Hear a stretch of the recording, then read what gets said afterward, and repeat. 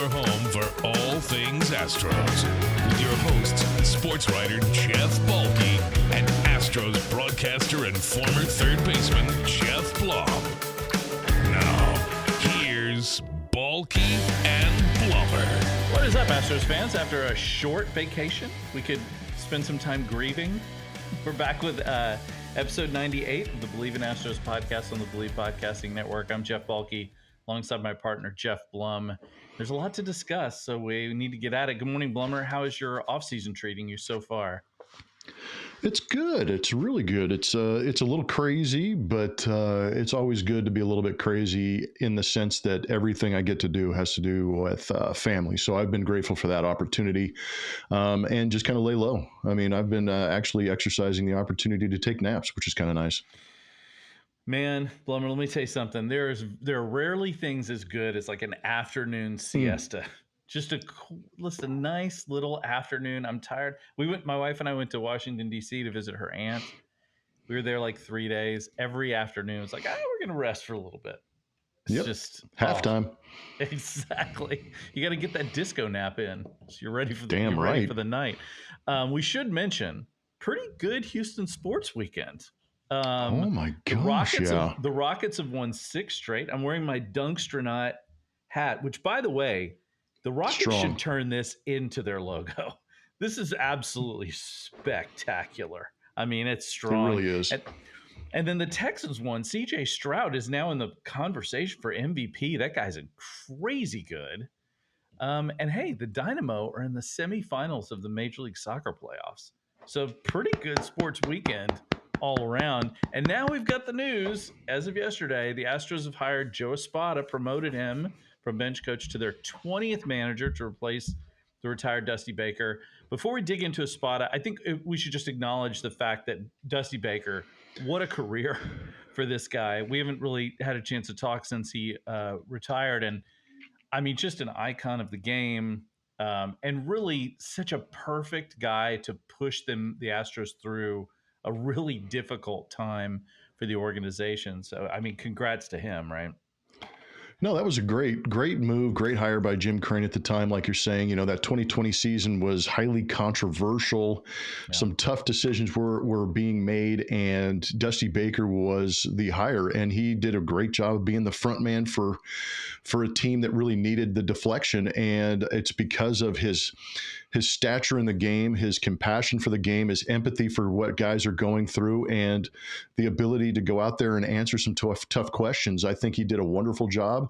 I will never doubt Dusty as a human being, but as a manager, you're going to have questions. Like we're going to have questions of Joe Espada, who's now in that seat. But at the same time, Dusty is one of the there's a handful of guys that you would want to be an ambassador of your team, number one, which he was for the last 4 years and doing a great job, but an ambassador of the game and showing the longevity, the endurance, the smarts, the athleticism. I mean, he had it all, and he was able to go through different generations of baseball and watch it really evolve to where it is now. And I think he would have, in a year or two, he's going to have a very good understanding of what he's accomplished and what the game itself has accomplished. And I think that's where, when he gets inducted, which he will, into the Hall of Fame, sure, his speech will probably be one of the ones you sit down there and go, oh my gosh, that was incredible. So much love to Dusty. Greatly appreciate the friendship and everything he brought to me, myself, and the organization. But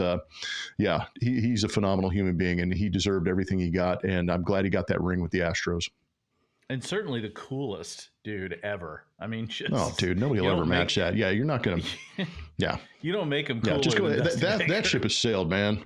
Just be a manager. You can't be Dusty. Nope. There's nobody going to be that cool. Now I know, Blummer, you've had high praise for Joe Espada in the past. Yes, we've talked about him on here. What can you sort of tell us about him from your perspective? I mean, you've gotten to know him over the years a little bit, and as he's been with the Astros, what is your perspective on this hire? First and foremost, I mean, he came in 2018, and immediately we hit it off as far as communication, as far as personalities, and just to get it out there. We are very good friends. I thoroughly enjoy Joe the person. I like the father that he is. I like the husband that he is, and I think that kind of came through with the interviews you saw with his kids, which were absolutely adorable. The most adorable kids you'll ever see. If you get a chance to catch that little snippet interview he did with his 12 and his 8-year-old, just like heartbreakingly adorable, ridiculous. Yes. Yeah, he's an amazing man, and then you start to get into the conversation. How did you get to this point, Joe? And it's what he was as a player. It's how he developed into a coach. It's how he got through the Miami Marlins. It's how he got through the New York Yankees tenure, and then all of a sudden he shows up here in 2018, and with everything that was going on with the Astros and Alex Cora moving on to Boston, AJ Hinch went out and hired Joe Espada, and Joe moved in great. I think he was a brilliant hire at the time just because he's bilingual, so he can talk to the Latin guys, he can talk to the American guys, and I think that's part of his strength is that being able to communicate as well as he does in English and in Spanish, because as well as I do, the Astros are at the forefront of international signings, which I've really learned to appreciate, and they've done a very good job. So I think that's a feather in his cap. Under AJ, that was more of the modern school, new school, whatever you want to call it. So he understands the analytics.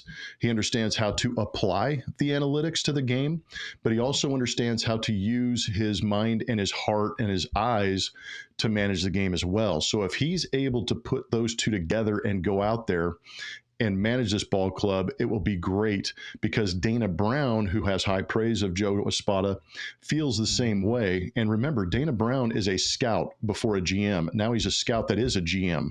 So he's another guy that kind of goes with the heart, the eyes, and then puts the numbers to it.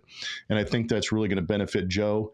And what a lot of people probably want to hear is the fact that I think Joe, and to Dusty's credit, he was loyal. He was loyal to veterans, and he put those guys out there and allowed them to play. I think Joe's going to be a little bit different in the sense that if you're playing well and the numbers dictate you should be in that lineup, guess what? You're going to be in that lineup. And I think that's where Joe's going to be a little bit different. And I think that's where some of the younger guys on this team, because you have established guys like Bregman, Altuve, Pena, Abreu, you've got guys that are going to Tucker, you're going to play every day. It's those younger guys who are looking to establish themselves that I think might be excited, a la Yainer Diaz is going to play a lot. Chas McCormick is going to play a lot.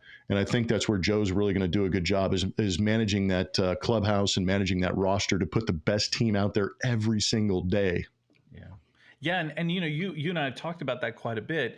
I do appreciate the sort of balanced approach. I think everybody in baseball now kind of thinks that, analytics is a huge part of the game, and it needs to remain a huge part of the game because of the predictive nature of it, particularly when it comes to player development. But it's sometimes you need your gut instincts when it comes to these things. And sometimes you need to be able to make decisions that don't necessarily jive with the numbers. So I think that blended approach makes a lot of sense. And especially since he's come up under, different types of managers, guys that, some that like AJ Hinch, who was a much more analytics driven guy than more Dusty Baker is more driven by his experience. That should serve him well. Like you said, I think it'll be a really interesting thing to watch him combine those things. And you mentioned Dana Brown. I want to bring that up. I thought it was notable that Dana Brown really kind of handled this whole situation. Jim Crane sort of handed it over to him and said, "Here, you take it over." I think there were some people out there who were worried that might not be the case. But it also, I think, means that Dana Brown and Joe Espada's fates are sort of tied together. And hopefully that's a good thing. Hopefully that's they're the new Jeff Luhnow, AJ Hinch without the controversy. Yeah, that it's funny you bring that up, because that was a good working relationship, but there were there were some moments where they butted heads a little bit, and I think that it's going to be really beneficial for Dana Brown. And I appreciate that Jim gave Dana the opportunity to make this choice, because I would imagine if you're sitting in that GM seat and you come in with a manager already here, there's not going to be animosity, but there might be a difference in opinion. But if you can actually go in as a GM and say, I get a chance to pick my manager, I think that's where you really start to thrive, because you start to have that relationship. And this has completely changed from when I played till now, because I think the GM and the manager are very close now because of the analytics, because of the idea of how to go out there and win. So you've got to be on the same page. And I think that Dana and Joe, as well as they get along, still have the ability to provide their own opinion. And I think that's where that part of the relationship could be better than it was for Jeff Luhnow and AJ Hinch. It's just the fact that they could sit down. There's not going to be the animosity. I know better than you know. This is, you're not going to hear, this is my team. I think you hear those guys talk, they say it's our team. And I think that's where Dana Brown really kind of knocked it out of the park. Having a guy internally that he has a relationship with, and then the guy you have the relationship with has a very good relationship with your ball club. Hopefully all that adds up to a very successful year for the Astros and a very successful tenure for Joe Espada. Yeah. And I mean, Jim Crane, look, I mean, if you're a good boss or a good owner, your job is to hire people you think that can do the job and then let them do their job. I mean, that's what you're there for. And Crane seems to be a guy that trusts the people that he hires because he trusts his ability to hire, as he should. And so I think it was allowing Dana Brown to make this decision. Look, we can certainly admit that hiring Joe Espada, good decision, certainly, but also a decision of continuity. He's a guy that's been with the organization. The train is running, right? We're in the middle. We're not really at the end of the quote unquote golden era of the Astros. We're still in the middle of it. And so I think having him as that continuity with players that already know him and like him, it makes a lot of sense. And with the two of them together, hopefully now they can work, because like you said, the GM and the manager are much more closely aligned. I think a lot because they, the analytics dictate lineup changes and they dictate, what works well with certain things. And so the two of them have to be on the same page with that. Completely. And I would imagine Joe's already got his ideas. I mean, he's seen this team for 5 years and he's seen what they did last year. So he's probably in his head has managed every game over the last 5 years being that bench coach. So he's got a feel for it. And I would imagine, the conversations with AJ have probably been amazing. He got to be the bench coach under a Hall of Fame manager. So, I mean, there's something to glean and adopt from both those guys that are going to hopefully, show up in some of the gameplay. It's going to show up in some of the media sessions. He's already done a great job talking to the media. I think you're going to see a little more. Joe's a hyper transparent guy. I know that changes a little bit when you become the head manager. You got to be a little more careful about some of the information you give out. But at the same time, I really feel like he is going to be much more open about his process than maybe Dusty was about his. And I think that's going to be part of the fun with having Joe in there, is that you can start to ask some of these questions and he's going to be prepared for them and give you a great answer. Well, Dusty was always that guy too. He was such a coy responder. They'd ask him a question about somebody's injury. He goes, I don't know. I'm not a doctor. Like, that's not an answer, really. It's like those kind of, it's like it sounds like he's got right shoulder discomfort. What's wrong with him? I don't know. You should ask him. Maybe he slept funny. Like, he was always one of those guys that just. That's part of the charm, though. I mean, people got upset, but that was part of the charm. That's the thing. He's such a dodger. Like, he's a guy that can dodge a question, but he does it like it's almost like he's dancing. Like when he does it, like, whoop, you missed me on that one. Whoop, go slip to the side on that one. Like, he was so good at it that you just couldn't. He was so charming. So maybe we'll get a little more transparency, at least on the, soreness or whatever, discomfort. Excuse me. You get the word right from the Astros point of view. I did write something about a few things that I think Joe Espada is going to need to address going forward. And I want to get your thoughts on some of these. One, and you already brought it up once, and that is the choices when it comes to playing, when it comes to playing certain guys. I mean, we already know it's been said Dana Brown has said it. Yainer Diaz is their catcher. That's the deal. And then now they're going to look for a backup, unless Maldonado decides to come back and back up. But then they're also going to have to decide. Hey, Ma! Get the meatloaf! More meatloaf. We need to have some more meatloaf. I mean, I feel like, look, all silliness aside, Chas McCormick has deserved his spot. And so now, 100%. Granted, he'll probably play some center and some left field, right? Because he's going to spot Yordan Alvarez at times. Mauricio Dubon will get some time in center, as he should. Congratulations on the Gold Glove. So I think we'll see a little bit of that. But the idea of playing Yainer Diaz, most of the time is already solid. But Chas has got to get his time too. I mean, he has proven himself to be a solid defender and a really good guy at the plate. Yeah, and that kind of goes back to what I was saying about Joe kind of going with, he's a numbers guy because everything that's come out of has come out of Union Station over the last 5 years has gone right onto the desk of Joe Espada, and he's been the one that's kind of deciphered and filtered that into the clubhouse. Right. So he's comfortable reading the information. But I think what makes good managers is also reading the room, reading the player, and putting guys out there in a position to succeed and playing the hot hand. If you're putting your best team out there, that means playing those guys that are swinging the bat well. And I think that's where a little bit of the frustration sat in last year, is knowing that we could have had a Chas, a Yainer in the lineup a little more consistently, and then you would have had maybe some more opportunities to win more games and, have a little more comfortable division lead. But that being said, that's in the past. Joe's going to be a guy, I think, that actually recognizes who's playing well, who's playing hard, who deserves the opportunity, and he's going to give it to them if they've earned it. And I think that's part of this new school mentality is, if you're good enough, you're going to be in the big leagues. If you're playing well enough, you're going to be playing as often as you can. And I think that's where Joe's going to kind of change things a little bit in order to put the best team he possibly can out there. Now, you can't do it every day in a 162-game schedule, but he's going to be better at maybe giving a majority of that time to guys that are playing well. And like you said, Chas has 100% deserved it because he's played a more than competent center field, and he swings the bat well, and he's a threat. You like to have those guys in your lineup that are a threat to drive the ball out of the ballpark, and that means a lot to this organization. And then Yainer Diaz, I know you saw it as well as I did. He did not play an entire season and finished 5th in Rookie of the Year voting. Yeah, it's incredible. I mean, just incredible. He deserved it. That's the thing. Yeah. I mean, it's not even that he was like, well, that's cool. No, he was deserving. I mean, the guy, he's a hitting machine. We'll see what his defense does. We'll see if he's able to manage the pitching staff as well as Maldonado supposedly has.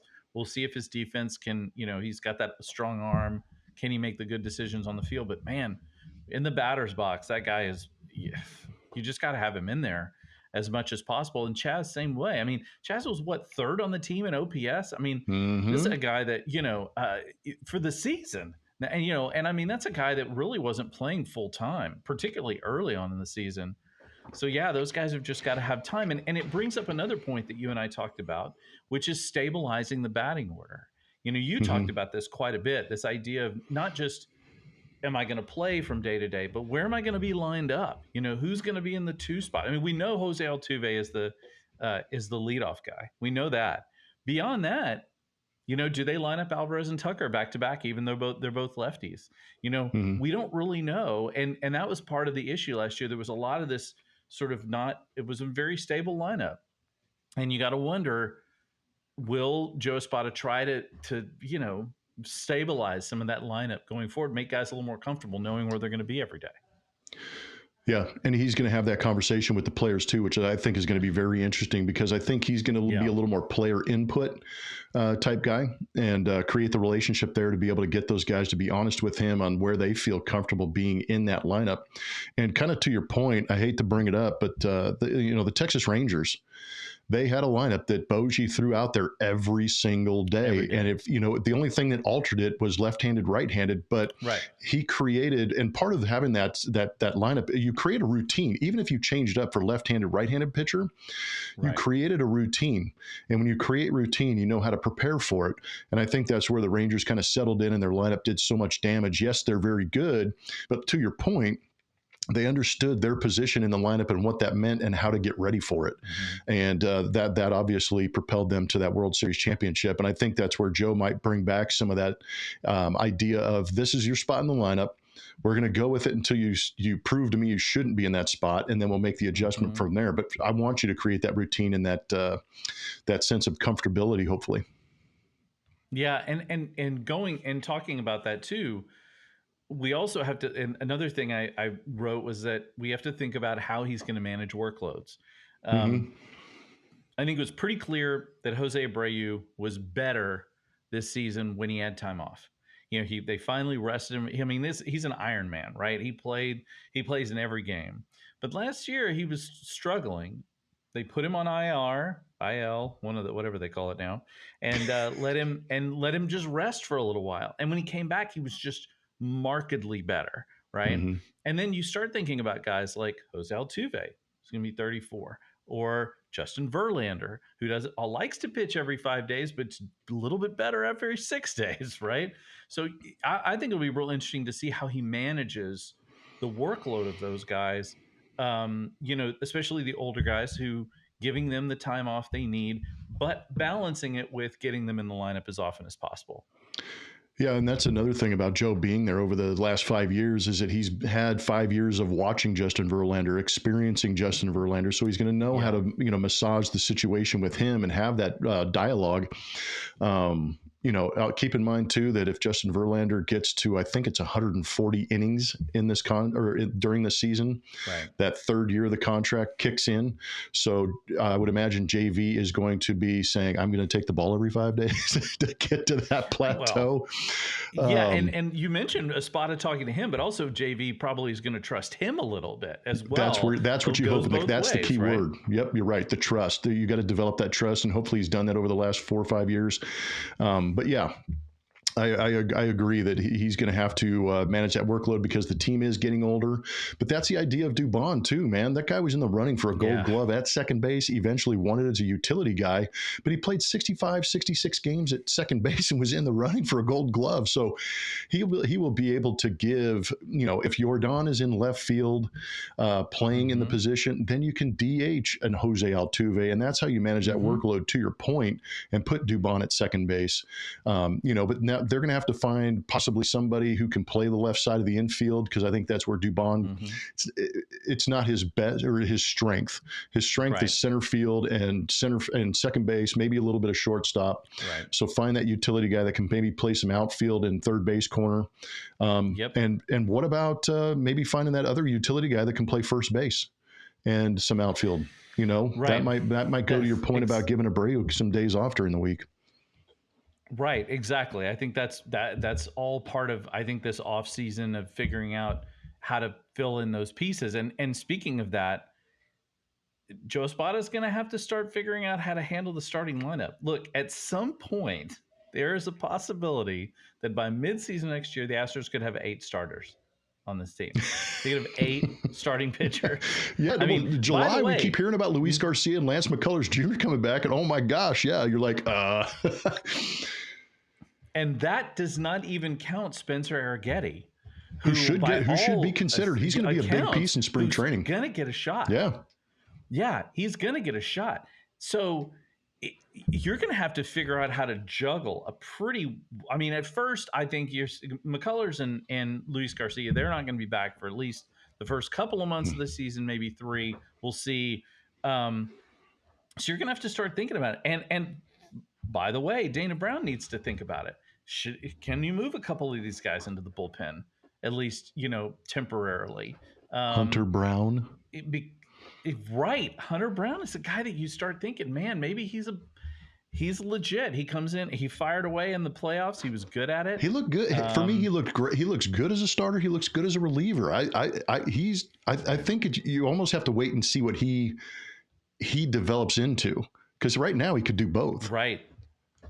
Right. And the Astros have had some success of bringing guys up, starting them as relievers, starting and stretching them out over time. You've seen that with some guys. Urquidy's thrown out of the bullpen. You've got guys that can sort of do both. And the Astros have been pretty flexible about that. So that's going to be on his radar. Look, I think for me, one of the most key elements coming up for Espada this year is going to be figuring out how to fix the Astros defense. Like, this is a team that for years has been just spectacular defensively. And then something happened last year where they just weren't very good defensively. I don't know if it was just malaise, if it was just like not paying attention enough or not focused, or if it was just something else. But that's going to be, to me, top of mind for him getting into spring training and figuring that out. That's probably been chewing on him for the last year because he is the infield guy. And the right. fact that I don't know the exact number, but I do know they are at least in the top 3, if not leading the league this season in 2023 in unearned runs. And that's not good. That's not Astro baseball. Astro baseball is pitching, great defense, and very good hitting. Yeah, you can't have that. And especially, we'll see what happens at Minute Maid this year. We'll see how successful they are in their own ballpark. Man. I mean, whatever they got. I don't know how you feel, but that's the only thing that kind of eats at me. I'm like, if they just won one game at home in the ALCS, they win back-to-back World Series. I'm thoroughly convinced of that. I'm telling you, Ryan. Do they need somebody do they need a shaman to come in? Do they need somebody to wave some sage? There's so many gurus out there. Get a guru that knows something about this. Get somebody in there. Like, do they need? Do we have to do like some sort of weird ceremony? Do we need a live chicken? Like they said, I don't have my Joe Boo doll in here. Maybe get Joe Boo a little bit spicier rum or something. Yeah, but I'm with you. Anything. Anything. Do they need to remember they buried who was it their glove that they buried? Carlos and they Beltran, had a ceremony for it. Yeah, with Carlos Beltran, they had a ceremony. Maybe they need to have some kind of ceremony. Resurrect it and get it out of there. I don't know. But good, just do something, anything to make that happen. So now that Joe Espada has taken over, we feel pretty good about this. There's some stuff coming up in the hot stove that now Dana Brown is going to have to address. Yep. Look, right around the corner, I think it's tomorrow, they have to have their 40-man roster declared because otherwise guys will end up in the Rule 5 draft. And the Astros have like 6 or 7 guys that are eligible for that. There's a good chance they're going to lose 3 of their relievers, including Hector Neris. Yeah. So they're going to have to Dana Brown has said their priority is going to be backup catcher and relievers. Seems pretty obvious, and seems, and they said they'll keep their eye out for another starter, although the hell are you going to do with another starter unless you make a trade, which also brings that up. The Astros do have a plethora of starters, so that might be an option. Like, where do you think they're going to go from here, given the fact that they do have, even though they're not huge, massive sort of, things, these are leverage relievers and that sort of thing. Do you think that's going to be their main priority, is like these main things, or do you think they're going to try to pull a rabbit out of the hat and look somewhere else? Well, it's interesting that you said starting rotation or maybe another starter, just in the sense that you do have, like you said, eventually when everybody's healthy, you're going to have 7 or 8 options. But he's obviously asked himself this question: do we have enough to get us to midsummer and wait for Luis Garcia to get healthy, wait for Lance McCullers to get healthy and get them in there? But obviously you're going to have to track, how the rehab is going, how the stuff looks. Are they going to be able to contribute later in the season? Are they going to be able to contribute immediately, or is it going to take them some time to get their feet wet, get back in the rhythm, and then go out there and dominate like they can? And that's probably where he asked himself that question, said, okay, maybe if we can get that starter, maybe not a top line, but get that middle of the road starter that can eat up some innings and go out there and provide you some quality starts, is where he's doing it. Is that JP France? Is it giving Spencer Arrighetti an opportunity? Is Jose Urquidy, did he pitch well enough at the end of the season to put himself into that rotation again? But there's a lot of questions as far as that's concerned, but those might be easier answers if you start to prioritize like you're talking about. backup catcher, it's got to be, somebody Maldonado-ish, where they're veteran, understand their role, will work with Yainer Diaz to make him better. So you're going to have to find somebody who's established and humbled and happy to be there. I think the idea of kind of putting center field at the back burner is a good idea because you do have enough talent to cover that. But the back end of the bullpen is going to be interesting because, Maton I called him the Wolf because of Harvey Keitel's character in Pulp Fiction. He was always the guy that came in and tried to clean up messes. And do you need that guy back? Who could fill that role? He's a free agent. Hector Neris was the setup guy and did a phenomenal job, even as scary as it was at times. And his tenure with the Astros was amazing. I love that guy. He was an emotional leader. He was a leader with the way he pitched. Yes. 8 up innings, never said no. That dude just pitched constantly. And then you've got Ryan Stanek, who really wasn't used all that much. So there's still plenty of juice in that arm if you feel like you want to bring that back. And it might be a little more cost effective. But I would imagine out of those three, Maton, Neris, Stanek, one of those guys is coming back. I just don't know who it is and who Dana wants it to be. But filling that back into the bullpen because Braves established himself as maybe when Ryan Presley decides to go, or whenever that is, at the end of his deal, Brian Abreu is going to step in beautifully and do a great job. 100%. That guy, we knew he was good, but we didn't realize how good he could be. And now we're starting to see it. And then, Montero's going to be back there. You got to find a way to put him in situations to succeed. But if you're an Astro fan, if there's a trade made, it's going to be earth shattering because we love everybody on our team. So you've almost got to get mentally prepared. That's fair. You've almost got to get mentally prepared if you're a fan to be like, oh my God, I can't believe he traded that guy. But that's the tough decision of being a GM, and Dana Brown's the guy right now. The one thing I think you saw them when they signed Kendall Graveman last year, they mentioned that he was on a 2-year deal. So they have him for one more that's season. Good news. You're right. Graveman pitched really well.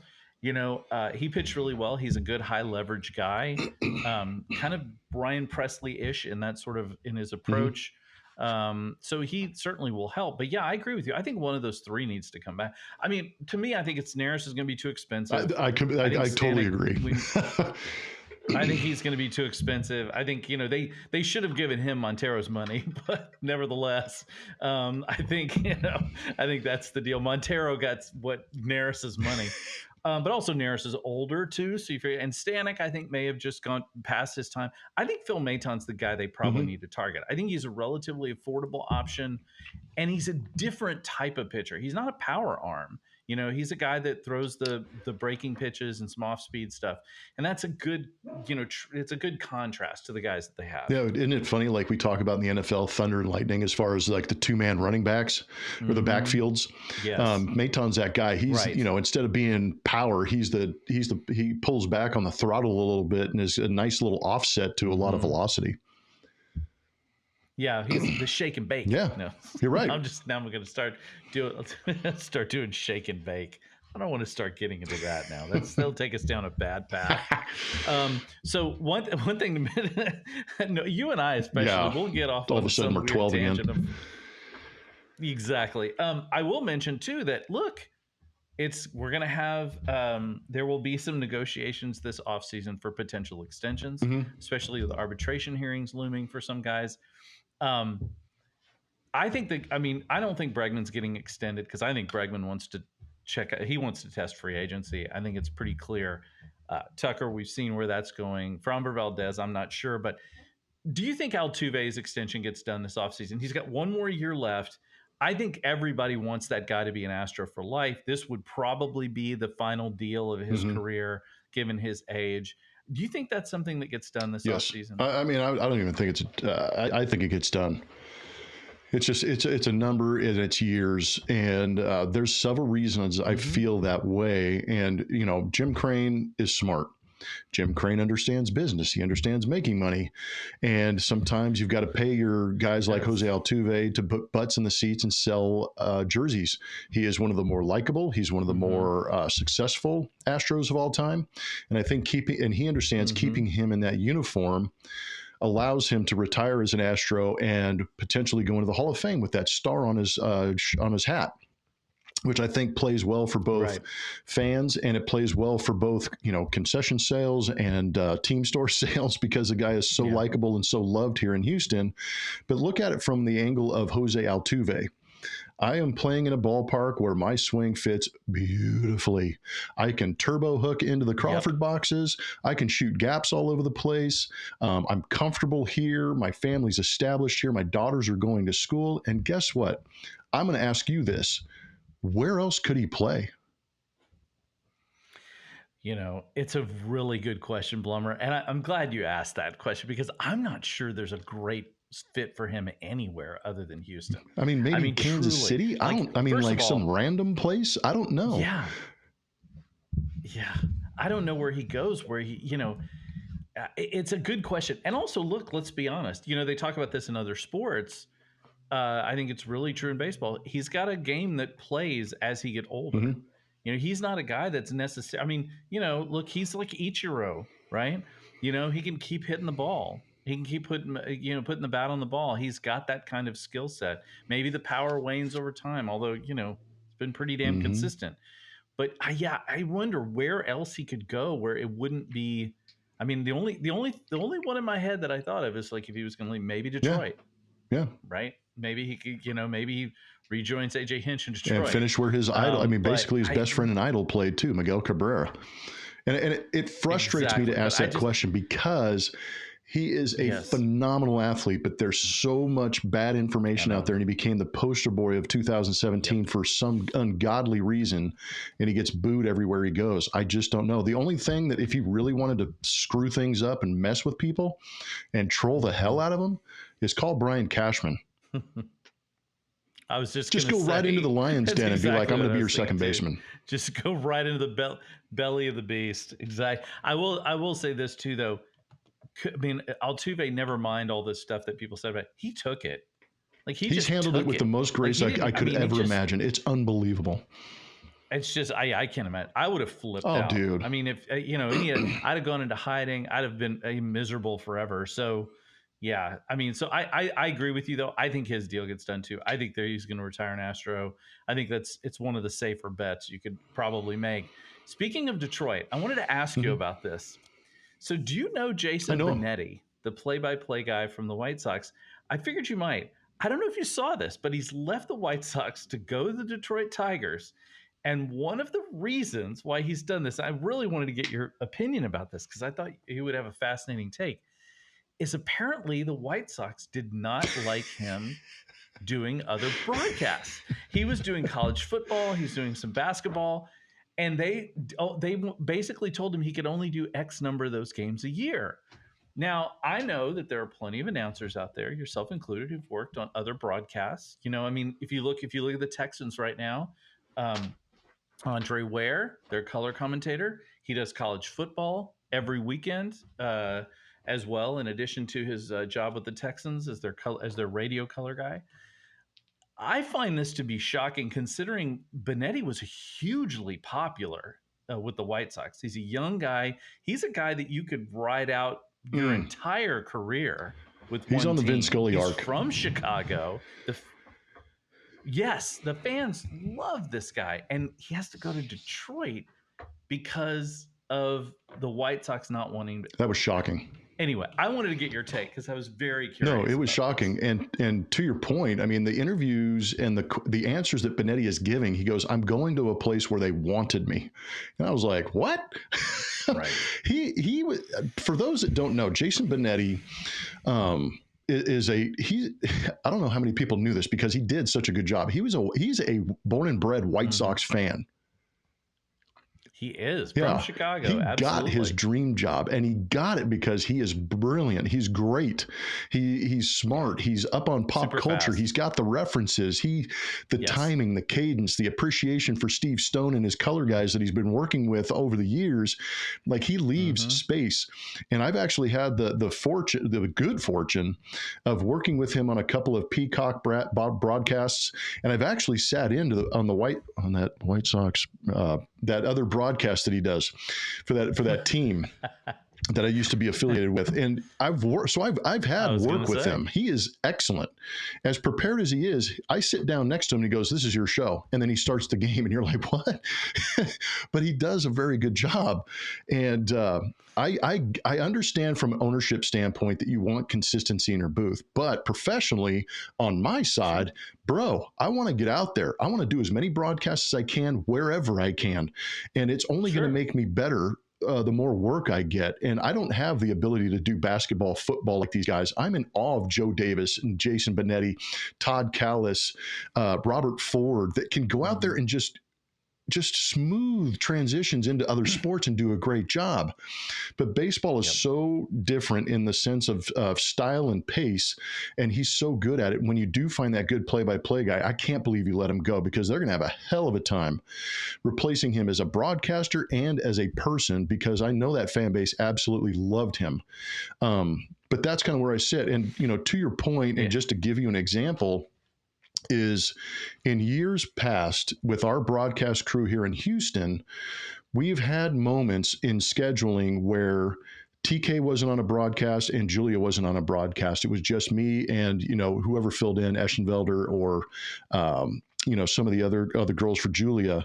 And then we've had moments where we haven't had any of us on a show.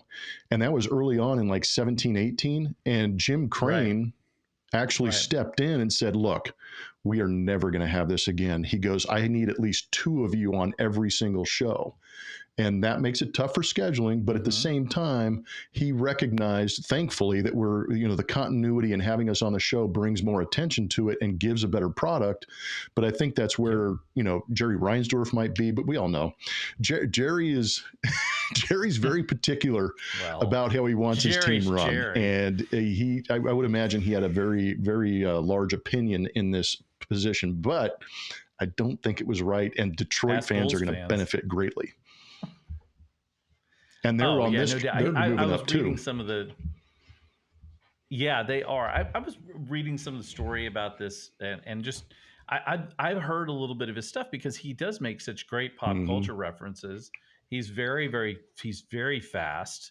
He pulls it from like what seems like an encyclopedic knowledge, and I appreciate that, because I understand the curse of living with stupid quotes from old television shows in your head, where you wish they were replaced with like calculus or something, where I'm with you. Something that could pay me. But it is something that, when I saw that, I was like, man, sometimes you need to learn. As someone who's been a musician forever, there are different types of people that you work with in musicians. There are players who are, sometimes if you work with a really good musician, you have to put up with the fact that they have other gigs, and you just have to deal with that. When I was playing full time, I had gigs with all kinds of people, and it was always first come, first serve. And it makes you better. Right? You book a gig, I'll be there. Right. But there are people who hated that, who really didn't like it, because they felt like there was some sort of level of disloyalty or whatever, even though really what you're doing is you're just getting out there and, you're doing your gig, right? So I feel for guys that are in that situation. I think you take every opportunity you can. And as long as you're doing what makes you happy and you're not damaging the product of the people who are paying you primarily, then what difference does it make? Enjoy yourself. I'm going to leave with one last thing before we go. Really great story last week in The Athletic about my hero, Canada's hero, Geddy Lee, who is selling off a portion of his sizable baseball memorabilia collection. I mean, some of the stuff he has in there is crazy. Like, I was looking through the list on Sotheby's or whatever the auction house is, Christie's. And his autobiography also happens to come out today, called My Effin' Life by Geddy Lee. Hits bookshelves today. And of course, I've got on my shelf back there the Big Beautiful Book of Bass, which is about all of his basses that he collects. But I wanted to say this about Geddy Lee. I think it's really interesting when you see people come out of where he's a collector. He's a guy who loves to collect stuff. He collects wine, he collects basses, he collects, baseball stuff. I think it's interesting when guys have these collections and they're like, okay, I need to get this, back out there. And of course, we knew earlier this year he bought up a whole bunch of Negro League baseballs and then gave them to the Huge Negro donation, League yeah. Museum. So which is a massive donation, right? So I just think it's fascinating when you see guys from other worlds, in this case, the world of music, who cross paths with, because they always say, all athletes want to be musicians, all musicians want to be athletes, right? So I thought it was kind of a fascinating story to see this huge, he's got balls that were the first ball thrown out at a game by a president signed, like 3 by JFK. Just crazy stuff. So I wish I had some money. My buddy of mine and I, who are both big Rush fans, were like, here's the thing. If we collected something like that, we would mostly be mesmerized by the fact that it used to belong to Geddy Lee. That's an added layer. Never mind that it was signed by somebody. It's a huge added layer. And so anyway, I thought it was really fascinating. He's not selling off his entire collection, just a portion of it. But we're talking like baseballs that are worth like 5-6 figures, which is crazy. Got any baseballs worth 6 figures? I have probably the most lucrative one I have. If I had to, I don't have many. I wasn't. I didn't go out and collect a ton of autographs from guys, but I do have one that is signed by guys who've thrown perfect games for the New York Yankees: Don Larson, David Cohn, and David Wells. Whoa. That's probably the one that, someday maybe would garner attention. But the one that is worth the most to me, which will piss everybody off who's listening to this podcast that's an Astros fan, I have my home run ball from the World Series. That's probably Do you? I was just gonna ask. It's in the safe. It's in my safe. Just gonna ask. Yeah, I have it. It's authenticated and everything. Good for you, man.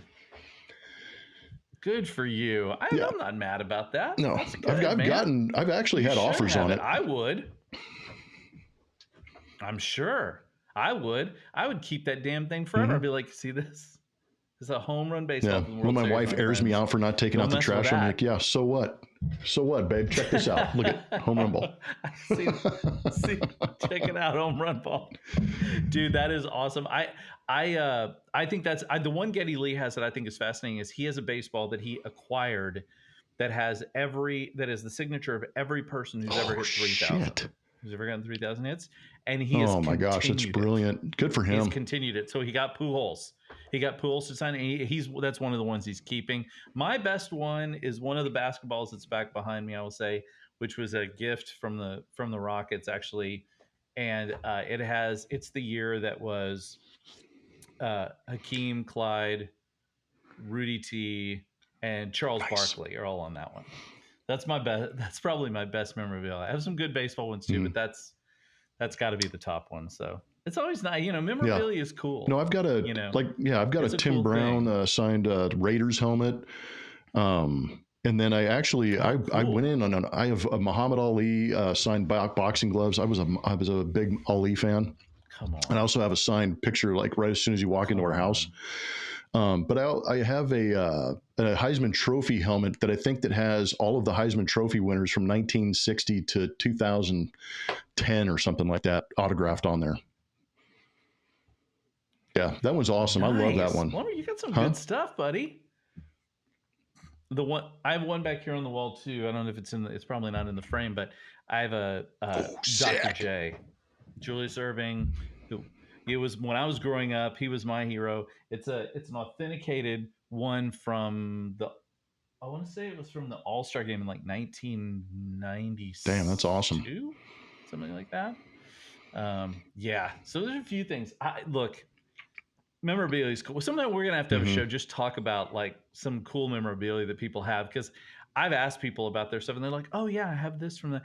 I've told you my friend Frank, his uncle is a huge You told me about collector. his house, yeah. He has some of the most incredible stuff I've ever seen. Oh, and I do have, by the way, I also have Hakeem Olajuwon's autograph as Akeem Olajuwon from the University of Houston. I do have that, and I have Earl Campbell's autograph, as well as one of all-time favorite Astros. Oh, that's cool. Dickie Thon. That's really cool. I have a Dickie Thon autograph from back in the day when I was an Astro buddy. When I was just a youngster, just a young whippersnapper running around the bleachers eating there you go. dome dogs.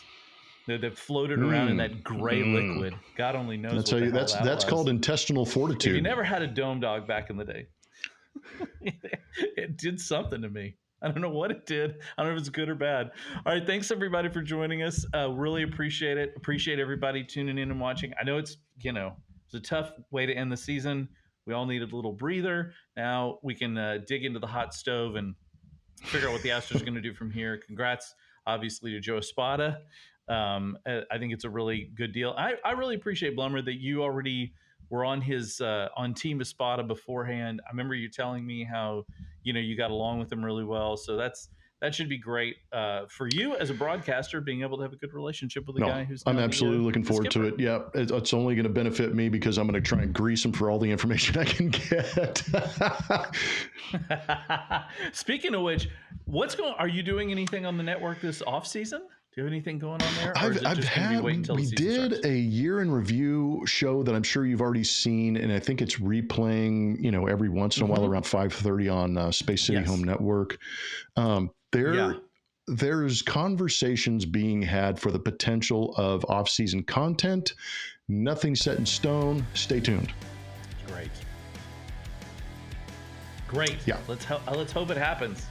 Get me some. That's always good. And anything from the broadcast team of the Houston Astros is a good thing. You can catch us on Twitter or X, and Insta at Believe in Astros. I'm at Geoff Balke. Blummer's at Blummer27.